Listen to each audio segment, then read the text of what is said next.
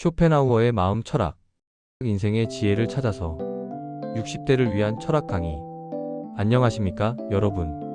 오늘은 특별한 철학자 한 분을 모시고 왔습니다. 아니, 정확히는 그분의 생각을 함께 나눠보려 합니다. 바로 아르투어 쇼펜하우어입니다.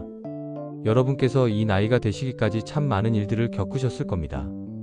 기쁨도 있었고 슬픔도 있었고 때로는 왜 이렇게 살아야 하나 하는 회의도 드셨을 겁니다. 쇼펜하우어는 바로 그런 질문들을 평생 고민한 철학자입니다. 오늘 이 시간에는 딱딱한 철학 강의가 아니라 우리 인생에 실제로 도움이 되는 쇼펜하우어의 지혜를 함께 나눠보겠습니다. 편안하게 차 한잔 드시면서 들어주세요. 쇼펜하우어는 누구인가? 비관주의자? 현실주의자? 쇼펜하우어는 1788년 독일에서 태어났습니다. 우리로 치면 정조시대쯤 되겠네요. 그는 흔히 비관주의 철학자로 알려져 있습니다. 하지만 제가 보기엔 그냥 솔직한 사람이었습니다. 여러분, 인생이 항상 행복하고 즐겁기만 한가요? 아니죠. 쇼펜하우어는 그걸 인정한 겁니다. 인생은 고통이다라고 말했어요. 부처님도 비슷한 말씀을 하셨죠?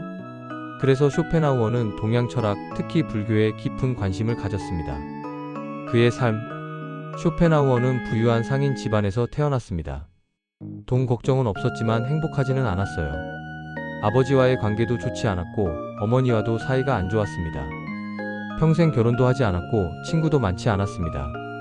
대신 강아지 한 마리와 함께 살았죠. 이런 삶이 불쌍해 보일 수도 있지만 쇼펜하우어는 이렇게 말했습니다.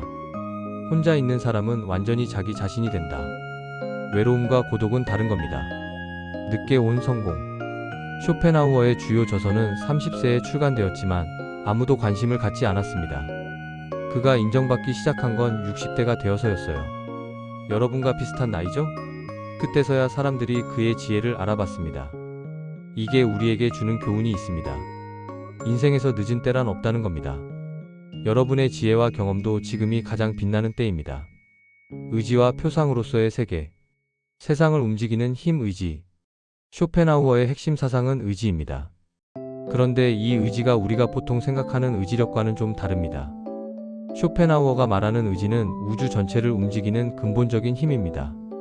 우리가 배고픔을 느끼는 것, 사랑하고 싶어 하는 것, 살고 싶어 하는 것, 이 모든 게 의지의 발현입니다. 나무가 햇빛을 향해 자라는 것도, 강물이 바다로 흐르는 것도 모두 이 의지 때문입니다. 우리는 이 거대한 의지의 일부인 셈이죠. 의지는 맹목적이다. 여기서 중요한 포인트가 있습니다. 이 의지는 목적이 없다는 겁니다. 그냥 끊임없이 무언가를 원하고 추구하고 갈망할 뿐이에요. 여러분, 생각해보세요. 평생 뭔가를 이루려고 노력하지 않으셨나요? 젊었을 때는 좋은 직장, 좋은 배우자, 좋은 집을 원했고 그걸 이뤘습니다. 그런데 또 다른 걸 원하게 되죠. 아이들 교육, 승진, 더 큰 집, 그리고 그것도 이루면 또 다른 걸 원합니다. 이게 바로 의지의 작동 방식입니다. 끝이 없어요. 하나를 얻으면 또 다른 걸 원하게 됩니다. 그래서 인생은 고통이다. 쇼펜하우어는 이렇게 말했습니다. 인생은 욕망과 권태 사이를 왔다 갔다 하는 진자 운동이다. 무슨 뜻일까요? 우리가 뭔가를 원할 때는 그게 없어서 고통스럽습니다. 그걸 얻으면 잠깐 기쁘다가 곧 권태로워집니다. 그리고 또 다른 걸 원하게 되죠. 여러분도 경험하셨을 겁니다. 젊었을 때 정말 갖고 싶던 것들 막상 가지니까 별것 아니더라. 그리고 금방 시시해지더라.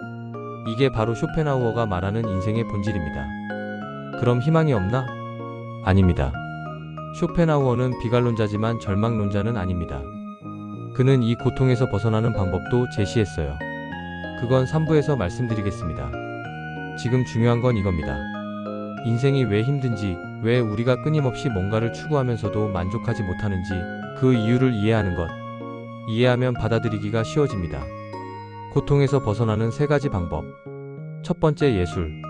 쇼펜하우어는 예술을 아주 높이 평가했습니다. 왜일까요? 예술을 감상할 때 우리는 잠시 의지로부터 자유로워지기 때문입니다. 아름다운 그림을 보거나 음악을 들을 때를 생각해보세요. 그 순간만큼은 저걸 가져야 해, 이걸 해야 해 하는 생각이 사라집니다. 그냥 순수하게 감상하죠.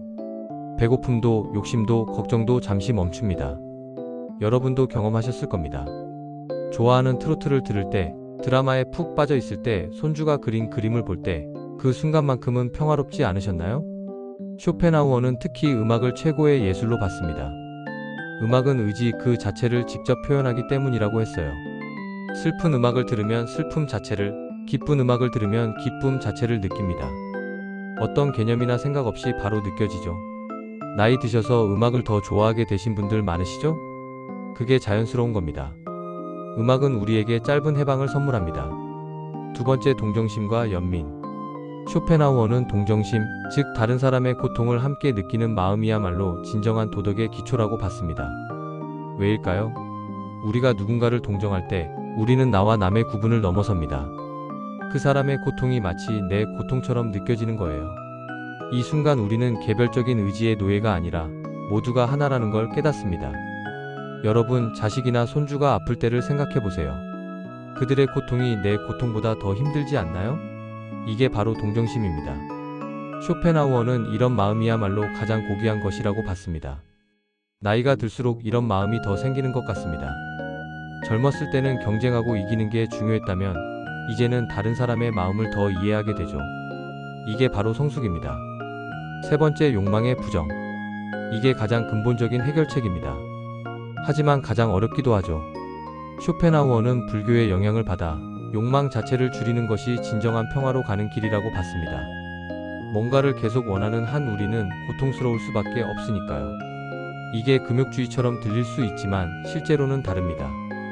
쇼펜하우어가 말하는 건 불필요한 욕망을 버리라는 겁니다.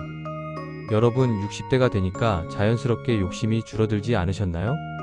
젊었을 때처럼 비싼 옷이나 차가 꼭 필요하지 않고 명예나 성공에 대한 집착도 줄어들죠. 이게 바로 지혜입니다. 쇼펜하우어는 이렇게 말했습니다. 가장 현명한 사람은 최소한의 것으로 만족할 수 있는 사람이다. 나이 듦에 대한 쇼펜하우어의 지혜. 노년의 가치. 쇼펜하우어는 노년기의 지혜라는 글을 따로 쓰기도 했습니다. 그는 나이 드는 것을 결코 부정적으로만 보지 않았어요. 젊었을 때는 의지가 강합니다. 끊임없이 무언가를 원하고 추구하고 갈망하죠. 그래서 고통도 더 큽니다. 하지만 나이가 들면서 의지의 힘이 약해집니다. 쇼펜하우어는 이걸 축복이라고 봤어요. 욕망이 줄어든다는 건 고통도 줄어든다는 뜻입니다. 젊었을 때처럼 뭔가를 꼭 이뤄야 한다는 강박이 없어지고 있는 그대로를 받아들이기 쉬워집니다. 경험의 가치. 여러분은 이미 많은 것을 경험하셨습니다. 성공도 실패도 기쁨도 슬픔도. 쇼펜하우어는 이런 경험이야말로 진정한 지혜의 원천이라고 봤습니다. 책에서 읽은 지식과 실제로 겪은 경험은 다릅니다. 여러분은 이미 인생이 교과서처럼 흘러가지 않는다는 걸 아십니다. 계획대로 되지 않고 예상치 못한 일들이 일어나죠. 그래도 살아남았고 여기까지 오셨습니다. 이게 바로 지혜입니다. 그리고 이 지혜는 젊은 사람들이 절대 가질 수 없는 것입니다. 고독의 가치. 쇼펜하우어는 이렇게 말했습니다. 사람은 홀로 있을 때 비로소 자기 자신이 된다. 나이가 들면 자연스럽게 혼자 있는 시간이 많아집니다. 자식들은 독립했고 친구들도 하나둘 멀어지고 배우자와도 각자의 시간을 갖게 됩니다. 이걸 외로움이라고 볼 수도 있지만 쇼펜하우어는 이걸 기회라고 봤어요. 혼자 있는 시간에 우리는 진정으로 자기 자신과 대화할 수 있습니다. 다른 사람 눈치 보지 않고 세상의 기대에 맞추려 하지 않고 그냥 나일 수 있죠. 여러분, 혼자 차 마시면서 창밖을 바라보는 시간, 그게 얼마나 소중한 시간인지 아십니까? 그 순간 우리는 가장 자유롭습니다. 죽음에 대한 생각. 쇼펜하우어는 죽음을 두려워하지 않았습니다. 왜일까요? 그는 개인으로서의 우리는 사라지지만 의지 자체는 영원히 계속된다고 봤기 때문입니다. 물방울이 바다로 돌아가듯 우리도 큰 의지의 바다로 돌아가는 것뿐이라는 거죠. 태어나기 전에도 우리는 없었지만 그게 고통스럽지 않았습니다. 죽음 후에도 마찬가지일 겁니다. 이게 위안이 될 수도 안 될 수도 있습니다. 하지만 적어도 죽음이 끝이 아니라 변화일 뿐이라는 생각은 두려움을 줄여줍니다. 마무리. 오늘 우리에게 주는 메시지. 쇼펜하우어가 우리에게 남긴 것. 쇼펜하우어는 비관주의자였지만 동시에 우리에게 희망을 주는 철학자이기도 합니다. 그는 인생이 힘들다는 걸 인정했습니다. 하지만 그 안에서도 아름다움을, 의미를, 평화를 찾을 수 있다고 말했죠. 예술을 통해, 동정심을 통해, 그리고 불필요한 욕망을 버림으로써 여러분은 이미 이 길을 걷고 계십니다. 나이가 들면서 자연스럽게 욕심이 줄어들고 있는 것에 감사하게 되고 작은 것에서 행복을 찾게 됩니다. 이게 바로 쇼펜하우어가 말하는 지혜입니다. 실천할 수 있는 것들. 오늘부터 할 수 있는 작은 실천들을 말씀드리겠습니다. 첫째, 예술을 가까이 하세요. 좋아하는 음악을 들으세요. 그림을 보거나 직접 그려보세요. 글을 쓰거나 책을 읽으세요. 이 순간들이 여러분에게 평화를 줄 겁니다. 둘째, 다른 사람에게 친절하세요. 특히 힘든 사람들을 보면 그냥 지나치지 마세요. 작은 도움, 따뜻한 말 한마디가 여러분 자신도 행복하게 만듭니다. 셋째, 불필요한 것들을 버리세요. 물건도, 욕심도, 집착도. 간소한 삶이 평화로운 삶입니다. 마지막 인사. 오늘 긴 이야기 들어주셔서 감사합니다. 쇼펜하우어는 어렵게 느껴질 수 있지만 실제로는 우리 삶에 아주 가까운 철학자입니다. 여러분이 살아온 인생 자체가 이미 철학입니다. 그 안에 쇼펜하우어가 말한 모든 진리가 들어있어요. 이제 그걸 조금 더 의식하고 이해하고 받아들이시면 됩니다. 인생은 고통이지만 동시에 아름답습니다. 힘들지만 의미가 있습니다. 여러분이 지금까지 견뎌온 것만으로도 충분히 훌륭하십니다.